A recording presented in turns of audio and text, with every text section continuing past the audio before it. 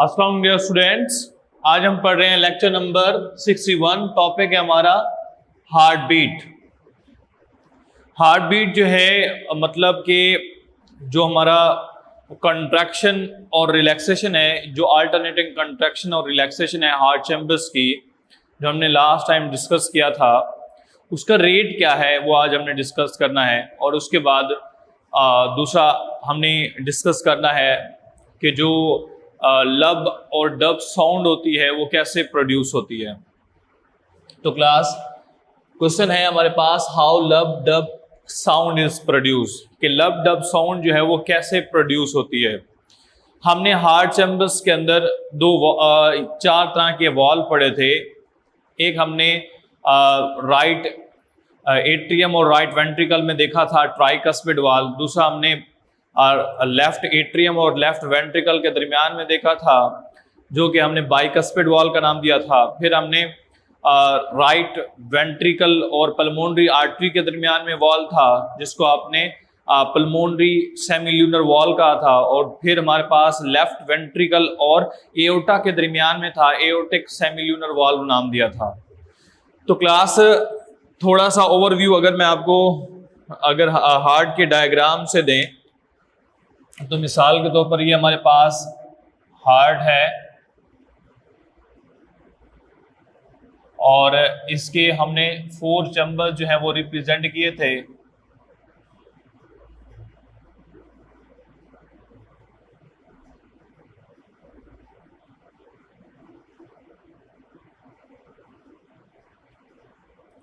ये हमारे पास heart chamber है, ये ट्राइकस्पिड वाल्व है, ये bicuspid valve sorry pulmonary सेमील्यूनर valve है, ये हमारे पास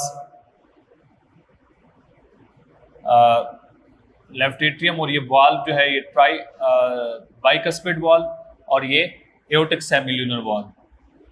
तो जब दोनों वेंट्रिकल ये वाले कॉन्ट्रैक्ट होते हैं, कॉन्ट्रैक्ट होने के बाद ये वाला वाल्व और ये वाला वाल्व, जिनको आपने बाइकस्पिड और ट्राइकस्पिड वाल्व दिया था, ये हमारे पास ट्राइकस्पिड वाल्व है और ये हमारे पास बाइकस्पिड वाल्व है। तो ये दोनों जो हैं क्लोज होते हैं, और जब ये क्लोज होते हैं तो एक साउंड प्रोड्यूस होती है जिसको हम लब कहते हैं।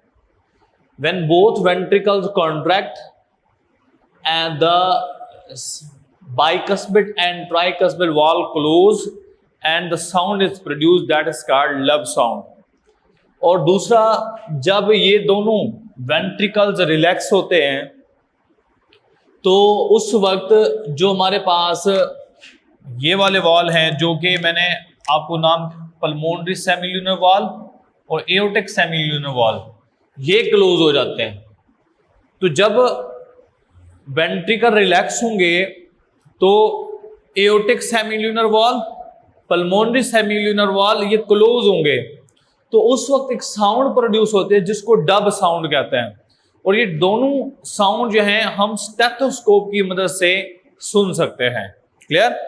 तो सबसे पहले class, when both ventricles contract, जब दोनों वेंट्रिकल्स कॉन्ट्रैक्ट होते हैं तो क्या होता है, बाइकस्पिड एंड ट्राइकस्पिड वाल्व, यानी बाई और ट्राइकस्पिड वाल्व ये क्लोज होते हैं और क्या होता है, लब साउंड प्रोड्यूस होती है।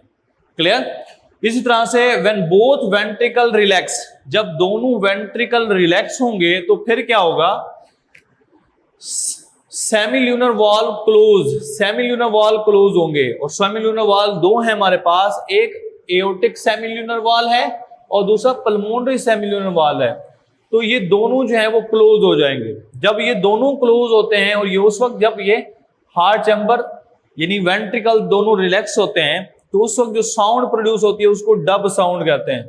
तो लब और डब साउंड जो है ये स्टेथोस्कोप की मदद से हम सुन सकते हैं। क्लियर? तो एवरेज जो हार्ट बीट होता है नॉर्मल पर्सन के अंदर, वो कितना होता है, 70 टाइम्स पर मिनट।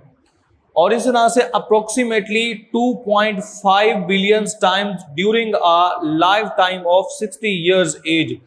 अगर किसी ह्यूमन बीइंग का जो लाइफ पीरियड है 60 इयर्स है, तो उसके अंदर जो हार्ट बीट की उसकी यानी कि उसकी बॉडी में जो हार्ट बीट होगी वो कितनी टाइम होगी, 2.5 बिलियन टाइम होगी। क्लियर। और ये याद रखिएगा नॉर्मल जो हार्ट बीट होती है वो कितनी होती है, 70 टाइम्स पर मिनट। इसके साथ ही इन नॉर्मल अडल्ट्स जो हार्ट का वेट होता है या मैस होता है वो कितना होता है, 250 टू 350 ग्राम। ये और इसका जो साइज होता है वो हमारी बंद मुट्ठी के बराबर होता है, क्लेंच्ड फिस्ट के बराबर होता है। उसके बाद क्लास नेक्स्ट हमारे पास है जी heart rate and pulse rate.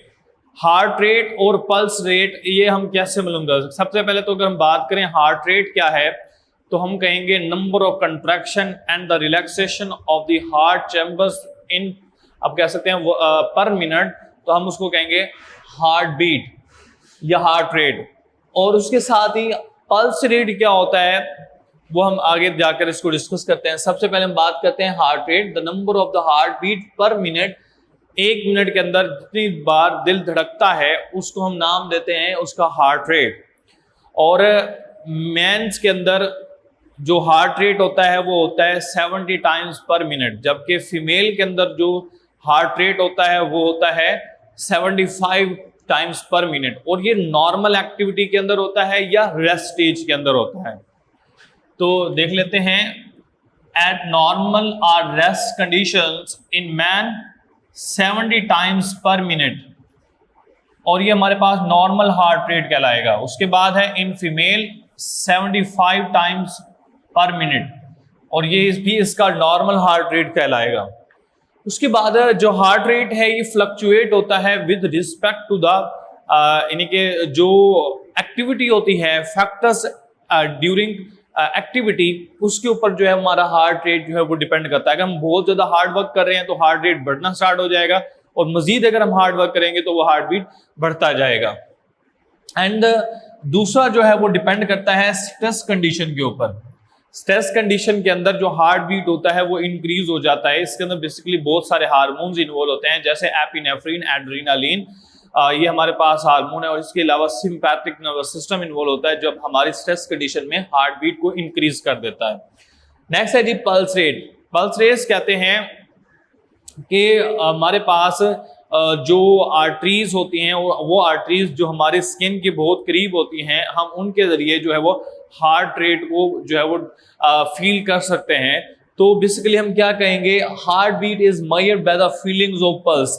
अब पल्स क्या है? पल्स बेसिकली कहते हैं यानी कि जो हमारे आर्टरी है जो स्किन के करीब होती है उसके एक्सपेंशन और कंट्रैक्शन का जो रेट होता है, और जिसमें जो ब्लड है वो हार्ट के कॉन्ट्रैक्ट और रिलैक्स होने की वजह से पुश किया जाता है आर्टरी के अंदर। तो जब हम आर्टरी को फेल्ट करेंगे तो हम हार्ट रेट को भी मेजर कर सकते हैं। तो हम जब आर्टरी के जरिए मेजर करेंगे तो हम उसे नाम क्या देंगे? उसे हम नाम देंगे pulse. Clear? The pulse is the rhythmic expansion and contraction of N artery as blood is forced in it by the regular contraction of the heart। यानी हार्ट के रेगुलर कंट्रैक्शन करने की वजह से जब हमारी बॉडी के अंदर आर्टरी कंट्रैक्शन और रिलैक्सेशन करती है तो हम उसको क्या नाम देंगे? उसको हम नाम देंगे जी पल्स रेट। ठीक हो गया? उसको जो फेल्ट करेंगे। उसके बाद है नेक्स्ट क्लास हमारे पास एग्जाम्पल्स।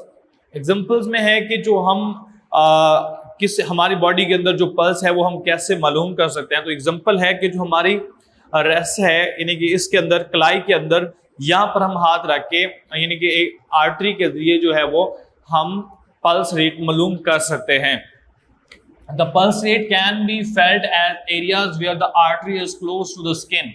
जहां पर आर्टरी हमारी स्किन के करीब होती है हम उस जगह से पल्स रेट को मालूम कर सकते हैं। इस तरह से हमारे पास है फॉर एग्जांपल एट रिस्ट, कलाई के अंदर, नेक रीजन के अंदर, ग्रोइंग इन रीजन और टॉप ऑफ द फुट।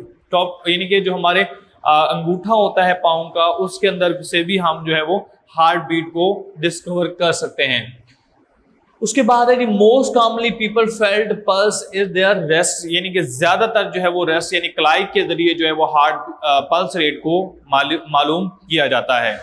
तो क्लास यहाँ पर हमारा लेक्चर एंड होता है। इंशाल्लाह नेक्स्ट लेक्चर के अंदर ब्लड वेसल्स के बारे में डिटेल के साथ रीड करेंगे।